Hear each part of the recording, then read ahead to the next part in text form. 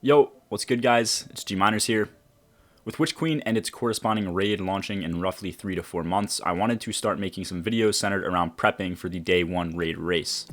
By far, the thing that takes the longest is getting God rolled weapons, so I wanted to start by making videos going over the best rolls on top tier weapons. These are going to be for weapons that my team and most other top teams will be bringing into the new raid. This particular video is going to be specifically about the ignition code. For the next short portion of this video, I am going to be going over some of the disclaimers and important details when it comes to the weapon in this video, other weapons, and the day 1 raid. If you don't think you need this information, that's fine. You can use the chapters I added to the video to start looking into the god rolls I have selected. If you decided not to skip ahead, I wanted to start off by saying that all of the rolls I've included are for high level endgame content like raiding on day 1. They are the best choices when going up against enemies that are much higher level than you, and therefore will not contain perks like Rampage and Feeding Frenzy, as they are not viable in endgame content. Additionally, when it comes to the ignition code and many other weapons, there are multiple different god rolls for different circumstances and different playstyles. One roll might be better than the other depending on how you play the game, so it's your choice as to which roll or rolls you want to go for. For grenade launchers specifically, getting god rolls becomes extra difficult as the weapon is highly dependent on the type of grenades that you get. For most rolls, I will recommend blinding nades. Spike nades will be extremely useless in my opinion, as special GLs are not meta DPS weapons, but could be useful against majors. Proximity nades are somewhat helpful and nice if you don't want to time when you release the GL. That being said, ultimately blinding nades are crazy OP, and using anything but these is just not as recommended. Unless I distinctly mention that you should have 2 types of nades or a different type, it is usually safe to assume that as long as you have blinding nades, you're good to go. In my opinion, I would personally take a trash roll on a weapon with blinding nades than a god roll without them. If you want to farm for this weapon, you can do so by focusing your umbrals in the prismatic recaster in the helm using the tools of the splicer engram. This has a 33% chance to give you the ignition code. The other 2 weapons in this engram are also worth getting god rolls for, so make sure to keep an eye out for these rolls. Additionally, the ignition code can be farmed from the override 6-man activity or expunge missions, which are still in the game. Lastly, before I go over the first god roll, I did link my raid report in the description.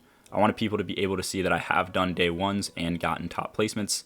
This is just in case anyone is skeptical for some reason.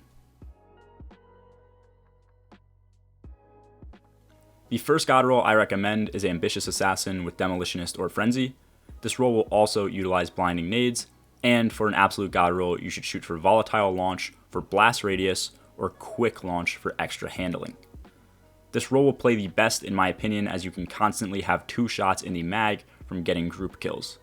If you have Demo, a 3rd shot can also be fired by pairing this with a grenade. If you have Frenzy, your base reload, damage, and handling will be drastically increased, which makes the weapon better all around.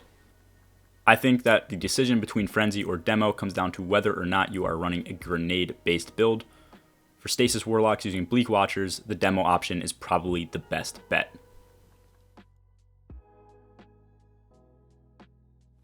The second roll I recommend is Slide Shot with Demolitionist or Frenzy.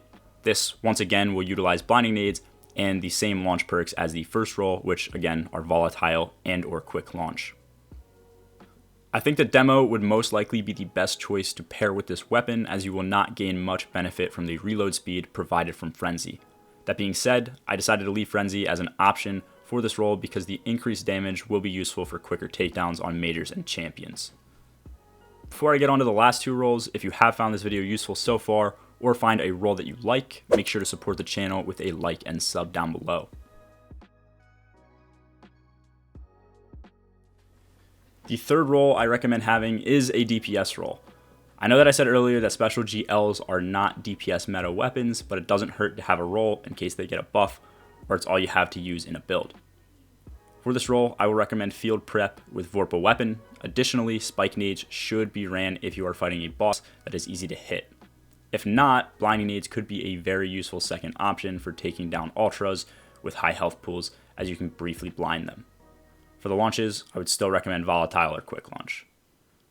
This weapon will allow you to deal decent DPS if you spam it while crouched. Like I said, I don't think this will be useful, but I am including it just in case. This way, if you get a roll while farming other rolls, you can keep it.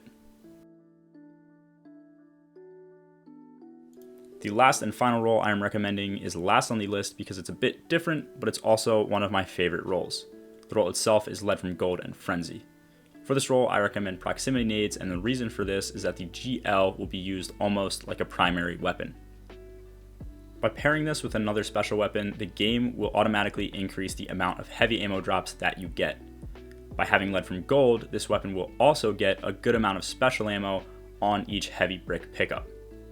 This roll will essentially allow you to maintain special ammo, spam shots with the reload speed of Frenzy, and have increased damage against adds. Personally, I have not used this weapon in endgame content other than regular VOG 3-man, but I do think that it has potential to be extremely viable during the right encounter, which is why I included it on the list. Just like the previous rolls, Volatile or Quick Launch are going to be the best options depending on if you want increased blast radius or handling.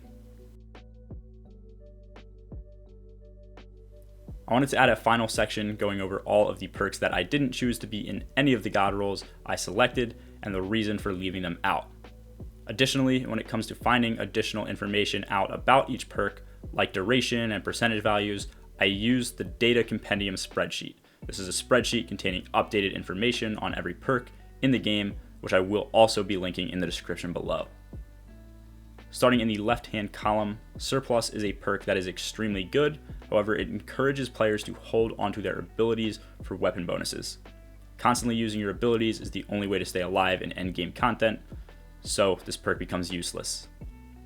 Quick Draw is very nice if you need to have your weapon out a second or two quicker and can help speed up your ad clear.